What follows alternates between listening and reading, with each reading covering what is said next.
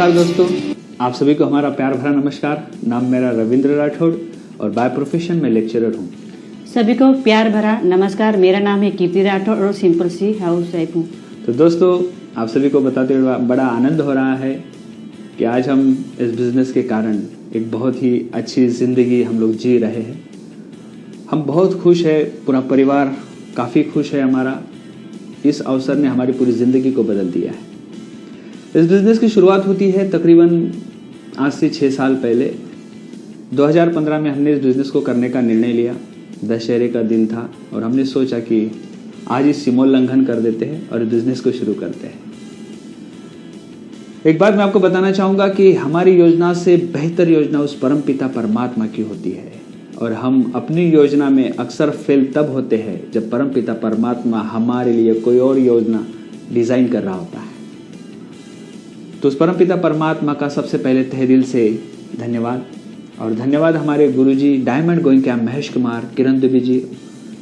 इन्होंने हमारे जीवन में बहुत ही बड़ा रोल प्ले किया है। आज ये अगर हमारे जीवन में नहीं होते तो आज हम आप लोगों से यहाँ पे बात नहीं कर रहे होते। जॉब चल रहा था मेरा, तकरीबन रोज़ाना में 5 घंटे की जर्नी करता था और उसी जर्नी के दौरान मुंबई के लोकल ट्रेन में एक अनजान व्यक्ति से हमारी मुलाकात होती है और मुलाकात दोस्ती में बदल जाती है और वही दोस्त मुझे बिज़नेस के बारे में बताते हैं और हम मुस्कुरा कर उन्हें कहते कि आप भी मत करिए और हमें भी मत बताइए। लेकिन इंसान बड़े अच्छे थे। उन्होंने देखा कि मैं कल्याण में अपने लिए घर ढूंढ रहा हूँ, तो एक दिन उनका फ़ोन आया, रविंद्र जी आप घर ढूंढ रहे हो? मैंने कहा हाँ। तो एक काम करिए, आप आधार कार्ड पैन कार्ड लेकर आइए हमारे घर। तो मुझे लगा कि कहीं कोई कंस्ट्रक्शन वगैरह होगा, कुछ होगा, तो चलो चलते हैं। तो हम गए वहाँ पर। तो वहाँ जाने के बाद मुझे बिजनेस प्लान दिखाया गया तो मैं नाराज़ हुआ थोड़ा सा। मुझे बुलाया किसके लिए हो और आप कर क्या रहे हो? लेकिन बात तो तब खास हुई जब उन्होंने मुझे डेमोज दिखाए। यकीन मानिए, मैं प्रोडक्ट के डेमो देखकर बड़ा खुश हुआ और मैंने कुछ प्रोडक्ट्स वहीं पर यूज़ किए। जब मैंने फेस वॉश लगाया तो मुझे लगा कि आज पहली बार शायद मैंने चेहरा साफ किया है। तो हमने बिजनेस करने का तो कुछ मन नहीं बनाया, लेकिन हमने कुछ प्रोडक्ट्स लिए और प्रोडक्ट लेने के बाद जब मैं प्रोडक्ट घर लेके आया तो कीर्ति जी ने कहा कि इतने बढ़िया प्रोडक्ट अगर जीवन में है तो हम इन्हें ही यूज़ करेंगे, क्योंकि आज तक हमने ऐसे प्रोडक्ट यूज़ नहीं किए थे। कपड़ा धोने का इतना खूबसूरत प्रोडक्ट है, बर्तन साफ करने का इतना खूबसूरत प्रोडक्ट है, नहाने का साबुन कितना बढ़िया है, बायोडिग्रेडेबल, सेटिस्फैक्शन गारंटी के प्रोडक्ट। तो हमने प्रोडक्ट यूज़ करना शुरू किया। अगर हमें डेमोज नहीं दिखाए जाते और हम प्रोडक्ट यूज़ नहीं करते तो शायद इस अवसर को हम समझ नहीं पाते। लेकिन मैंने शुरू में ही कहा कि परमपिता परमात्मा की हमारे लिए प्लानिंग चल रही थी। तो मैं थोड़ा सा मीटिंग जाने के लिए बहाने बना रहा था, मीटिंग में नहीं जा रहा था। बार बार अपलाइन का फ़ोन आता था, रविंद्र जी इस मीटिंग में आइए आप। हम कुछ ना कुछ बहाना बना के टाल देते थे। और उसी दौरान कीर्ति प्रेग्नेंट थी, हमारी छोटी बेटी जो अभी 6 साल की है। तो प्रेग्नेंट होने के कारण हम कुछ प्रोडक्ट्स यूज़ कर रहे थे उस वक्त। तो कीर्ति को हमने कहा कि क्यों ना हम अगर कोई मेडिकल का कैल्शियम या आयरन यूज़ कर रहे हैं तो उससे अच्छा है कि हम इस प्रोडक्ट को एंजॉय करते हैं, शुरू करते हैं। तो देखिए कि कितना अच्छा हमारा वो वक्त रहा कि डॉक्टर ने कहा कि आप न्यूट्रीलाइट यूज़ करिए, बेस्ट प्रोडक्ट है। और हमने न्यूट्रीलाइट यूज़ किया। अच्छा हुआ डॉक्टर ने ये कह दिया, नहीं तो हम वहाँ थोड़ा सा नेगेटिव भी हो सकते थे। लेकिन योजना तो, प्लानिंग तो भगवान की थी, तो उसमें कोई दो राय नहीं है। तो बार बार फ़ोन आने के कारण मैंने सोचा कि चलो एक बार इन लोगों के ऊपर एहसान कर देते हैं और हम लोग मीटिंग में जाते हैं। तो मैं अकेला ही मीटिंग में गया था। उस वक्त थाने में मीटिंग हो रही थी हमारी और मीटिंग को होस्ट कर रहे थे थाने के ग्रेड लीडर और बिजनेस प्रेजेंटेशन चल रहा था diamond going camp Mahesh Kumar Dubey ji का। तो जब हमने प्रेजेंटेशन को देखा तो कुछ खास रिलेट नहीं कर पाए हम लोग, क्योंकि हम बचपन से जिस अनुभव के साथ, जिस एजुकेशन के साथ, जिस संस्कार के साथ आगे बढ़ते हैं वो शायद बड़ी चीज़ को समझने में शुरू में हेल्प नहीं करता है। तो हम वहाँ कुछ खास समझ नहीं पाए। मीटिंग खत्म होते ही कुछ लोगों ने हमें गुरुजी से मिलवाया। तो गुरुजी को जो देखना था हमारे भीतर वो देख लिए। हम वहाँ से चले गए। काफ़ी वक्त बीता, हम दोबारा मीटिंग में नहीं गए। और एक दिन एक अचानक से फ़ोन आता है और मुझे कहा जाता है, रविंद्र जी आप घर पर हो? हमने कहा हाँ मैं घर पर हूँ, तो हमें आपसे मिलने आना है। तो थैंक गॉड उस दिन मैं झूठ नहीं बोला कि मैं घर पे नहीं हूँ, नहीं तो इतने बड़े अवसर से हम लोग चूक जाते। मैं अक्सर कॉलेज के दिनों में दोस्तों से कहा करता था कि तराशने वाले ने इस कदर तराशा है कि जहां भी जाओ चमकते रहो, पर बदकिस्मती हमारी कि हमें जोहरी कम मिले। मुझे नहीं पता कि मैं किस जोहरी की तलाश में था और मुझे नहीं पता कि मैं ऐसा क्यों कहा करता था। और एक दिन जोहरी का हमारे घर आना तय था और उस हिसाब से जोहरी हमारे घर आए। 1 घंटे की हमारी बहुत ही ज़बरदस्त मीटिंग हुई और उस मीटिंग से मुझे विजन पता चला, सही बिजनेस पता चला और सही एसोसिएशन के बारे में पता चला। और उसी दिन हमने हमारे गुरुजी के चरण स्पर्श किए और हमने कहा कि आज के बाद हम इस बिजनेस को करने का निर्णय लेते हैं। दोस्तों, वो मीटिंग ने हमारे जीवन को पूरी तरह से बदल दिया। अब मैंने शुरू में कहा कि ये प्लानिंग है उस परमपिता परमात्मा की, इतना आसान नहीं था। जब ये बिजनेस मेरे जीवन में आया तब मैं तकरीबन 70,000 रुपये बैंक के EMI चुका रहा था। जितना मेरा इनकम था वही लगभग बैंक का EMI था। अब मेरे लिए घर परिवार चलाना, सब कुछ चलाना बहुत ही मुश्किल भरा वक्त था वो। तो क्या किया जाए, तो मैं कुछ ढूंढ ही रहा था लाइफ में। तो मुझे लगता था कि कभी कभी मैं कुछ कटलरी का छोटा मोटा शॉप डाल दूँ, दिन भर कीर्ति वहाँ पे रहेगी और फिर शाम में जब मैं कॉलेज से आऊँगा तो मैं कुछ वक्त वहाँ पे बिताया करूँगा। लेकिन उसके लिए भी इन्वेस्टमेंट और वो सारा रिस्क लेने का उस समय इतनी मेरी पूरी तैयारी नहीं थी।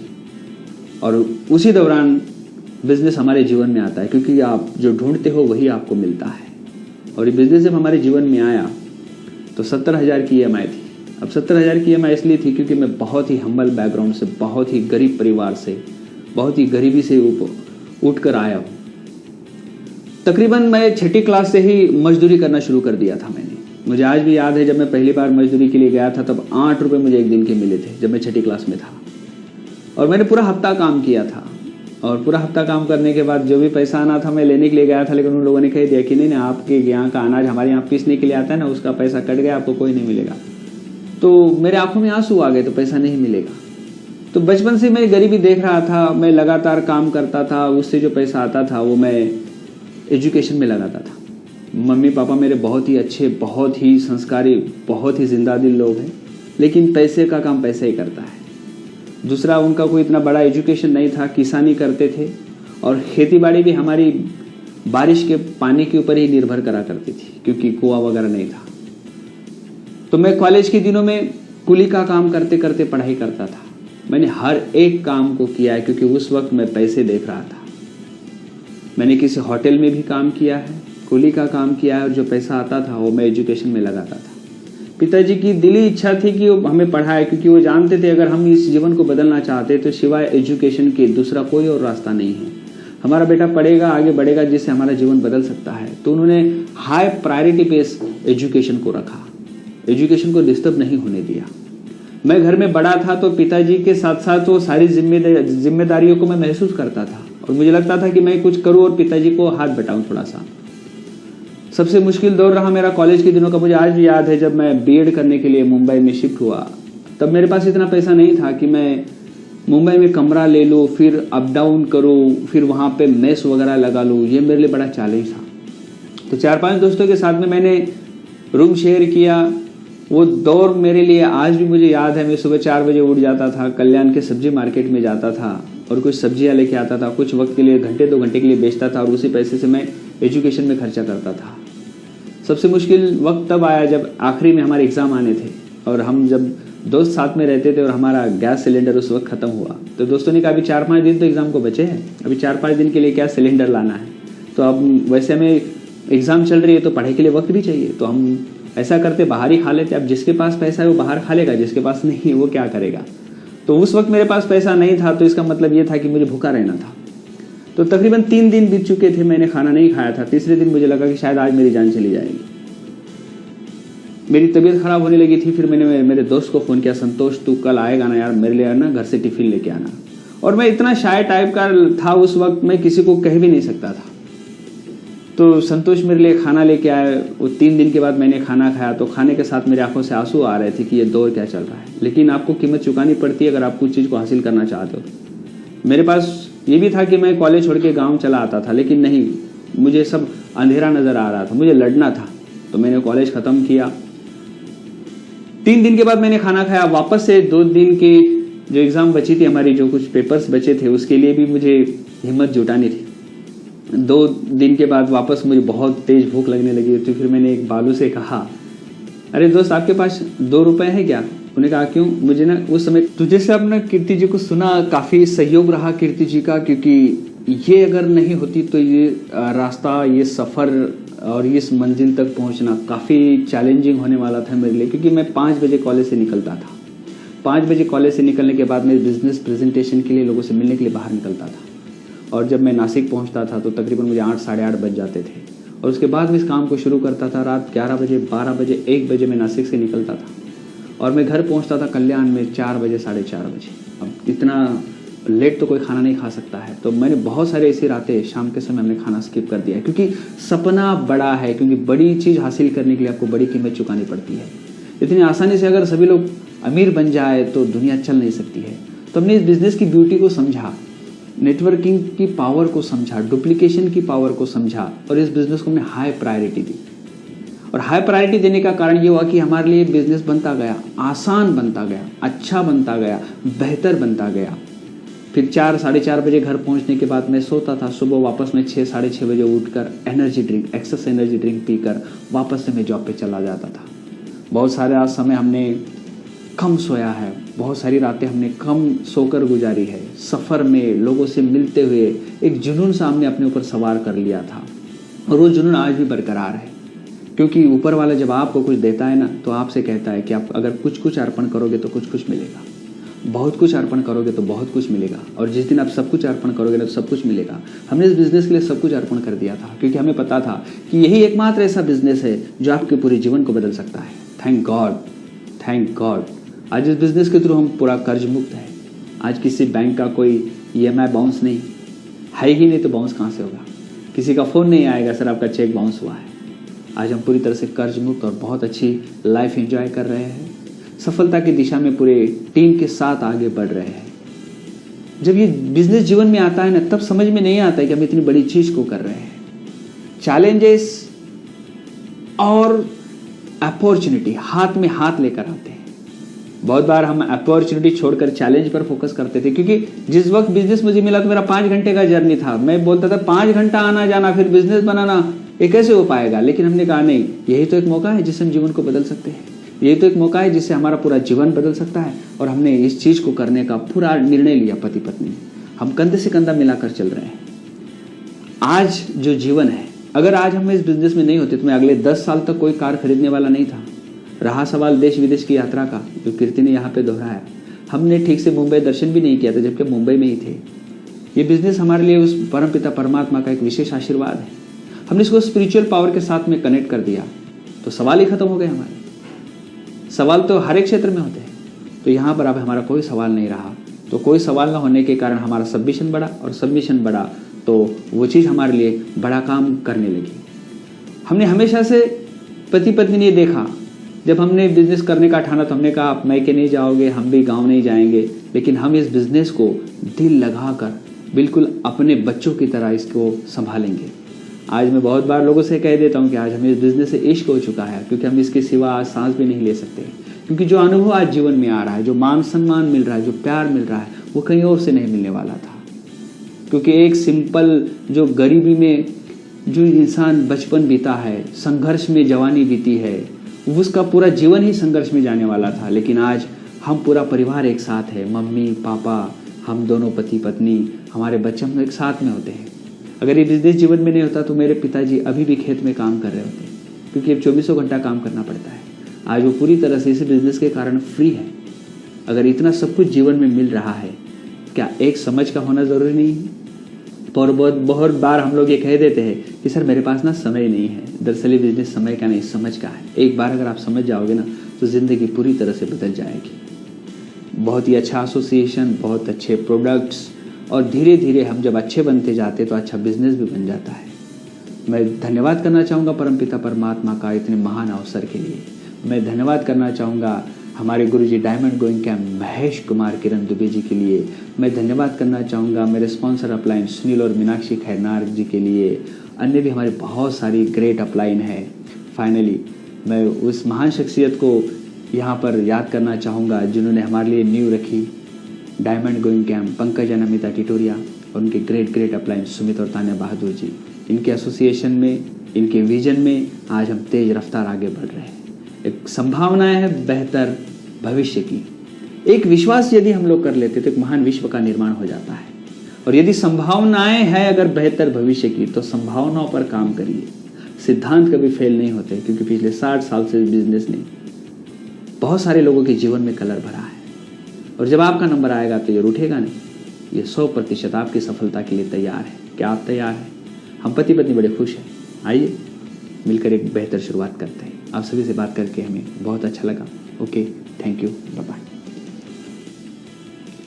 बिजनेस बनाने का तो हमने निर्णय लिया, लेकिन दिक्कत ये थी हमारे लिए कि हमारे पास लोगों की लिस्ट कम थी, क्योंकि हमारा सारा एजुकेशन गांव में हुआ था और हम जब मुंबई में आए तो जान पहचान थी नहीं हमारी।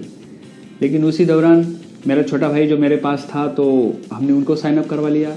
तो उनके कुछ फिर क्लासमेट, फिर उनके बैचमेट में से डाउन में जाके हमको मिले मनोज कुमार और भारती हिरी जी, जो इस बिजनेस में प्लैटिनम गए। बाय प्रोफेशन वो भी लेक्चरर है और काफ़ी तगड़ा ऑर्गेनाइजेशन उनका छत्तीसगढ़ से लेकर अन्य और भी राज्यों में। फिर धीरे धीरे हम इस बिजनेस को आगे बढ़ाते गए और फिर भाई का शादी का वक्त आया और फिर मैं बड़ा होने के कारण शादी का कार्ड भी बांटना था, तो इसीलिए मैं रिश्तेदारों के यहाँ कार्ड बांटने गया। तो हमारे एक रिश्तेदार ने हमसे पूछ लिया नासिक में कि हम आपको देखते हमेशा ब्लेजर पहने होते हो, फेसबुक पर अच्छी अच्छी पोस्ट डालते हो, आप कौन सा बिजनेस करते हो? तो यहाँ आप एक सीख सकते हो कि शायद मेरे पास इतना उस वक्त सेल्फ इमेज नहीं था कि मैं हर एक से बात कर सकूं। तो रिश्तेदार होते हुए भी हमने कभी उनको बिजनेस के बारे में नहीं बताया था। तो ये एक गलती हो सकती है, तो हमें सबको बताना चाहिए।